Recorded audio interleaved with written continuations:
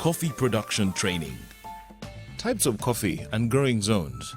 There are two types of coffee, Arabica and Robusta. For best yield, plant Arabica coffee in highland areas and Robusta in low altitude areas. Have your soil tested to find out if it's suitable for coffee growing and the type of fertilizer to apply. Coffee grows well in deep, well-drained and fertile soil. Preparation of the land for coffee farm. Cut off excess trees and stumps in the site during the dry season, as these might harbor pests and diseases. Leave or plant some trees or bananas to provide light shade to the coffee plants. Remove weeds by pulling, digging or spraying.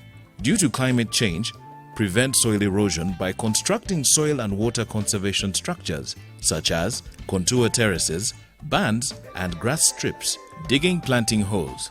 Mark the field where the coffee is to be planted with pegs. For Robusta coffee, space the pegs at 10 feet by 10 feet to get 450 trees in an acre. Arabica coffee is spaced at 8 feet by 8 feet to get 680 trees in an acre.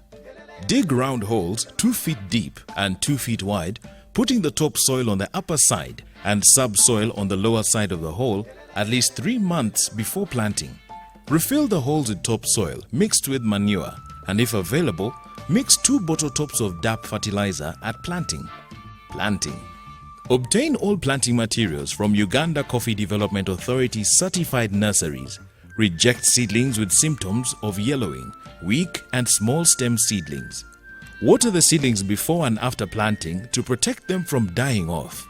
Open up the center of the filled holes sufficiently to fit the size of the potted soil. After removing the polythene, shade your seedling after planting. After 6 months, bend the plant toward sunset direction without the leaves touching the ground to stimulate growth of suckers. Hold it in place with a peg. Allow only 2 to 3 healthy-looking suckers from the base of the plant to grow. Remove weeds in your young coffee garden of up to a year old by digging, slashing and mulching. In your old coffee garden, don't dig, because then you will cut the roots. Just spray wearing a protective gear or slash outside the canopy. Women and children are not allowed to spray. Ring weed below the canopy to avoid damage to the plant. When using herbicides, don't spray on coffee leaves to avoid damaging your coffee plants. Pruning. Remove unproductive stems, broken branches and suckers by using secateurs or pruning saw to reduce pest infestation. When your coffee is 7 to 9 years and above, cut 1 branch from the main stem of each plant every year so that the entire garden is pruned over a 3-year period. The cut should be 1 foot from the ground and slanting outwards to prevent water from settling in, which may cause rotting of the stump and the rest of the coffee plant. Mulching. You can also use maize straw, bean trash, banana leaves and other grasses to conserve moisture in the soil, add nutrients, control weeds and soil erosion. Place your mulch 1 foot away from the coffee stem to prevent collar rot and attack from ants and termites. Soil fertility. Poor soils will give you poor yields of coffee. To maintain a healthy and fertile soil, add a basin of manure around each coffee plant once a year, 2 feet from the plant at the beginning of a rainy season. Also, use inorganic fertilizers such as CAN, NPK and urea. Get help from an extension worker when using fertilizers for the first time. Pest and disease management. Scout your garden for pests and diseases. For black twig borer, prune all affected parts and burn them. Stump the coffee trees if infestation is extreme. Reduce on excessive shade as these harbor pests. For root mealybug, uproot and burn the entire affected plant in case of heavy infestation. For trees showing early signs of attack, use recommended systemic insecticide. For coffee wilt disease, there is no cure, and once infected, the tree will die. Uproot and burn infected coffee trees on site.